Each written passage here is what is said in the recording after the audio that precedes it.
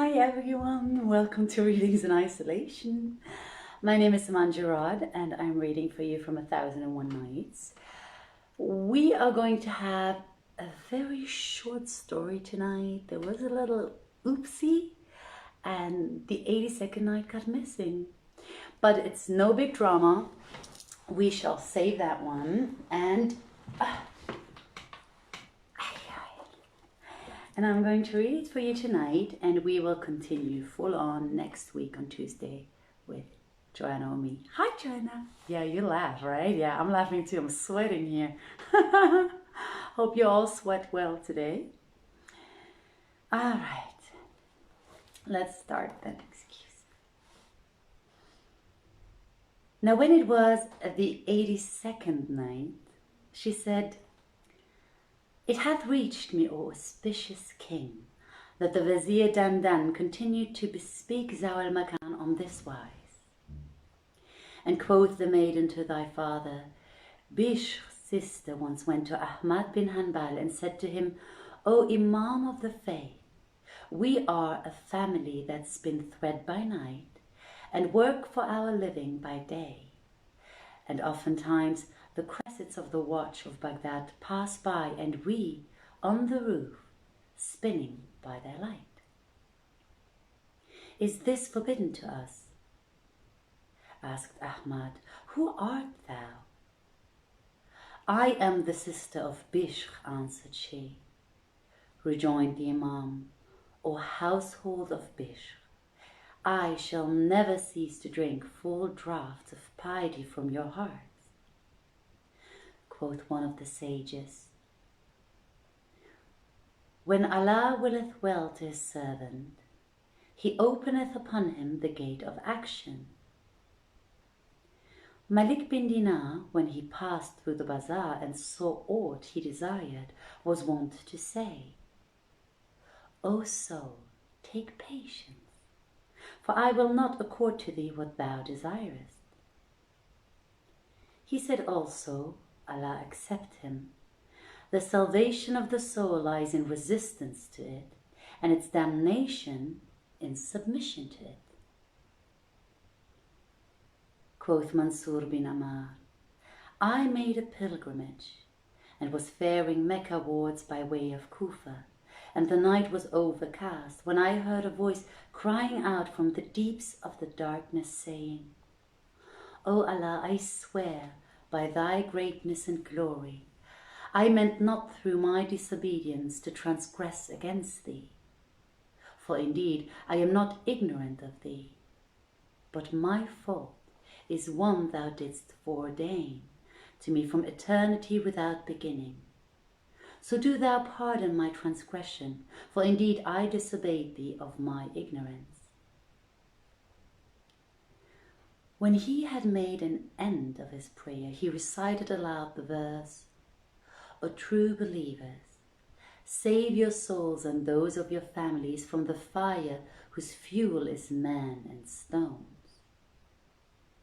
Then I heard a fall, but not knowing what it was, I passed on. When the morning morrowed, as we went our way, behold, we fell in with a funeral train, followed by an old woman whose strength had left her. I asked her for the dead, and she answered, "This is the funeral of a man who passed by us yesterday whilst my son was standing at prayer. And after his prayers he recited a verse from the Book of Allah Almighty, when the man's gallbladder burst and he fell dead." Therewith the fourth damsel was retired, and the fifth came forward and said, "I here will also repeat what occurreth to me regarding the acts of devotees in olden time. Maslama bin Dinar used to say, by making sound the secret thoughts, sins great and small are covered, and when the servant of Allah is resolved to leave sinning, victory cometh to him." Also, quoth he, "Every worldly good which doth not draw one nearer to Allah is a calamity, for a little of this world distracteth from a mickle of the world to come, and a mickle of the present maketh thee forget the whole of the future. It was asked of Abu Hazim, who is the most prosperous of men? And he answered, whoso spendeth his life in submission to Allah. The other inquired, and who is the most foolish of mankind? Whoso selleth his future for the worldly goods of others, replied Abu Hazim. It is reported of Moses, on whom be peace, that when he came to the waters of Midian, he exclaimed, O Lord, verily I stand in need of the good which thou shalt send down to me. And he asked of his Lord, and not of his folk. There came 2 damsels, and he drew water for them both, and allowed not the shepherds to draw first. When the twain returned, they informed their father, Shu'aib, on whom be peace, who said, haply he is hungry, adding to one of them, go back to him and bid him hither. Now when she came to Moses, she veiled her face and said, my father biddeth thee to him, that he may pay thee thy wage for having drawn water for us. Moses was averse to this and was not willing to follow her. Now she was a woman large in the back parts, and the wind blowing upon her garment discovered the hinder cheeks to Moses, which when Moses saw, he lowered his eyes and said to her, get thee behind while I walk in front.